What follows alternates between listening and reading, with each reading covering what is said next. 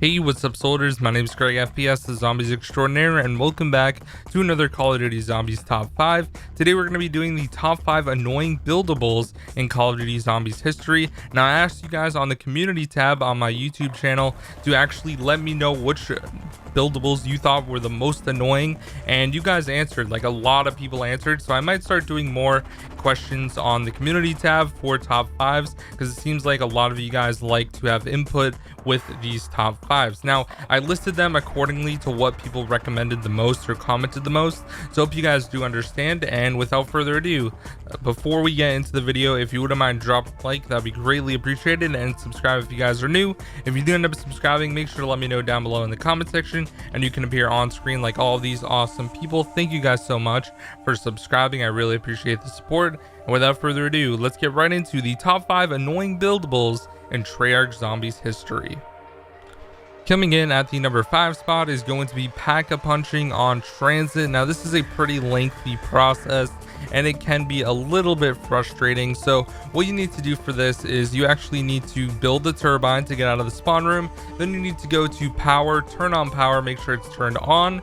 And then you also need to go over to the bank. You can take out money if you need to, but you need to break the door that leads to where you can take out money with a grenade. And there's another door at the end of the hallway that you also have to throw a grenade at to open it. Now once you do that, then you have to go back to spawn, grab a turbine, make sure it's fully charged, and you go down to where you turn on power. As soon as you drop down, behind you, you turn around to a 180. There is a door there. You have to place the turbine in front of the door, and then you are going to go all the way back to the bank, and at the end of the hallway a door is going to be opened because you placed the turbine at power. Now once you do that, you have to grab all 3 parts for the Pakka punch machine. There's the body of the Pakka punch machine, the battery, and also a wooden plank. You build all 3 of those on the build table, and then you are able to Pakka punch. Now the reason that this one is annoying and can cause an annoyance is because you actually need to get a turbine if you want to Pakka punch again, because the turbine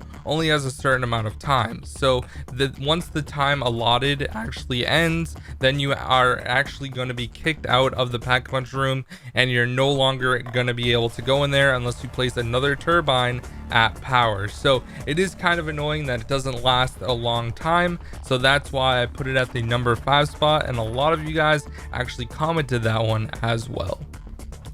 Coming in at the number 4 spot is going to be building the Apothecant Servant on Shadows of Evil.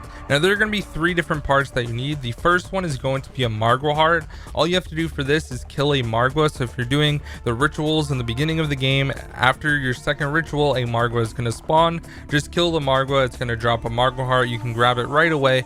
Really easy. The next one is a Margo Tentacle. You have to get it randomly from a purple harvest pod. So you have to harvest purple pods, and eventually you're going to get a tentacle. That is usually the second piece that most people grab. And the last and final one is going to be getting the Xenomatter, which randomly drops by parasites or the meatballs after round 12. So the really issue with this one and why it's kind of annoying is getting the Xenomatter, because sometimes it doesn't drop right away on the meatball round. Sometimes it can take up to round about 20 in order to get this, which is an annoyance for sure, because everyone just wants to get the freaking Xenomatter every single time. It always seems like the Xenomatter is the most annoying thing. So what I usually like to do, if I'm just going for high rounds or something, I'll just start the flag step until I get Xenomatter, and then I'll stop it. That's usually the best way that I found to do it. But other people, when you're playing in a co-op game and maybe you just want to go for high rounds or something, it's gonna take a little bit longer usually, and it can be kind of annoying. So that comes in at the number 4 spot.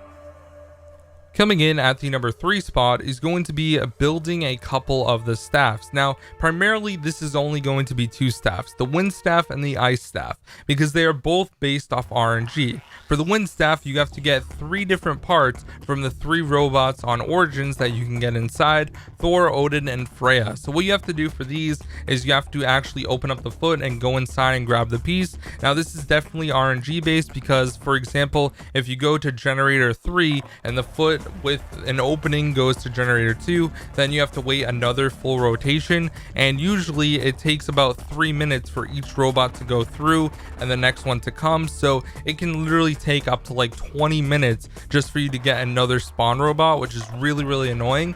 And another thing for the ice is you have to actually dig holes every single time it snows, and you have to get all 3 parts in 3 different areas. So generators 2 and 3 is going to have a part in the main open excavation area, like gens 4 and 5 is going to have an ice part, and then the church side and generator 6 is going to have another ice part. So you have to get all those parts, and it only drops while it's snowing, so that is also RNG based. If you don't get anything or to snow on like round 4, then you may get it on round 5, but if you don't get it on round 5, then you're gonna have to wait till like round 10 for it to snow again. So those can definitely be really annoying just because they're RNG based and you don't actually have like a set pattern of how it's gonna happen.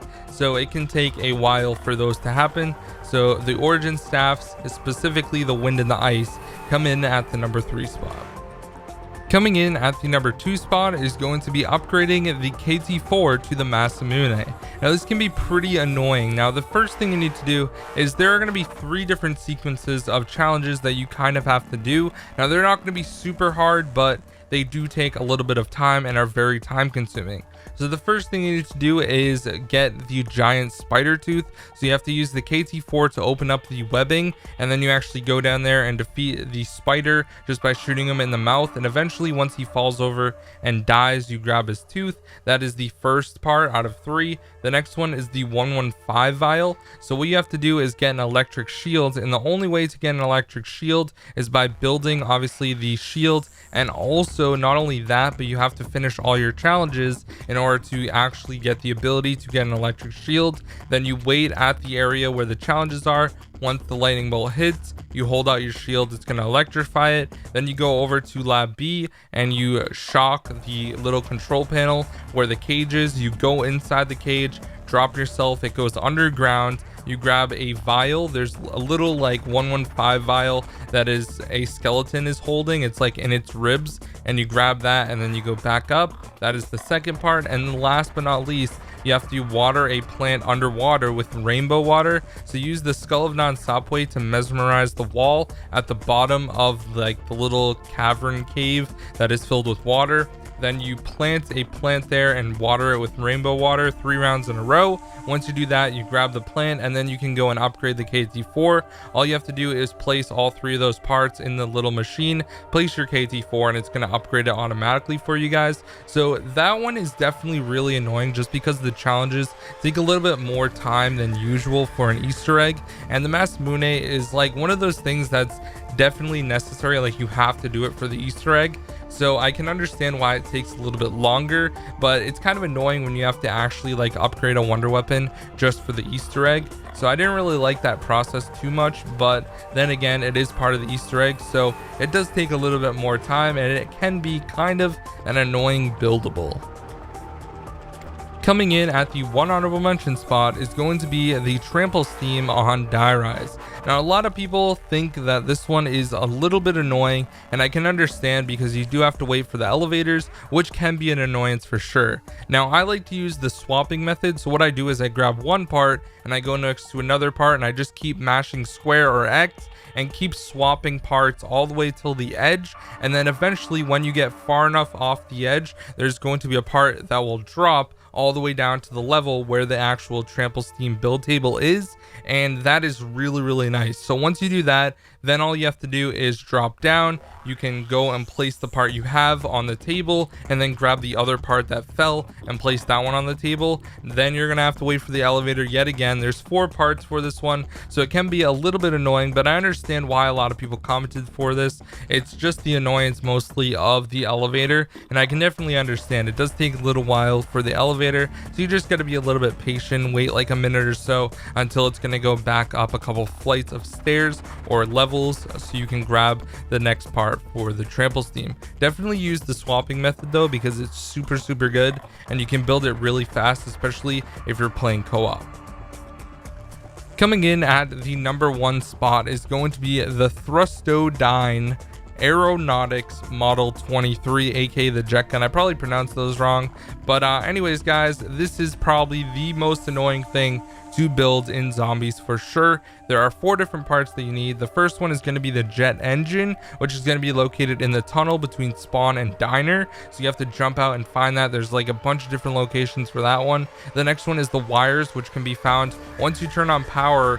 There's going to be a couple like bridges you have to jump across, and watch out for the lava and everything. It's going to be located in that room, and it's going to be like all around where you build the electric barrier trap as well, so just be careful that you don't grab one of those pieces by accident. The next one is the handbrake, which is going to be located in Knocked. Now if you didn't know, there's a Knocked Darren Taunton like remake out in the cornfields once you go through the cornfields, so you have to build that one or grab that part. And the last and final part you have to get is the pressure gauge, which is going to be located in the hunter's cabin. So once you get all those parts, you have to bring them one by one to the build table, which is located in town, and it's really annoying when you're playing solo. You have to build it, and the jet gun really isn't that good. It's definitely by far like one of the worst weapons, mostly because it has a very long recharge time. Now if you don't let it recharge and you just keep using it, it's going to break, and you're only going to get like one part to drop, and you have to get all the other parts again, which makes it super annoying because you have to go back to those locations and grab all the parts yet again and rebuild it. So it is definitely one of the more frustrating things. Just don't let it run out of energy. Now it does have pretty much unlimited damage, which is really nice because it can kill zombies for like really high rounds. You just have to wait for it to recharge, which like I said is the most frustrating and annoying thing. So it is definitely the most annoying buildable in Call of Duty Zombies history. So anyways guys, hope you enjoyed this list. If you did, make sure to drop a like, subscribe if you're new. If you have any suggestions for a top 5 you would like to see on the channel, make sure to comment down below. Thank you guys so much for watching. My name is GregFPS, the Zombies Extraordinaire, and I'll see you guys in the next video. Peace out.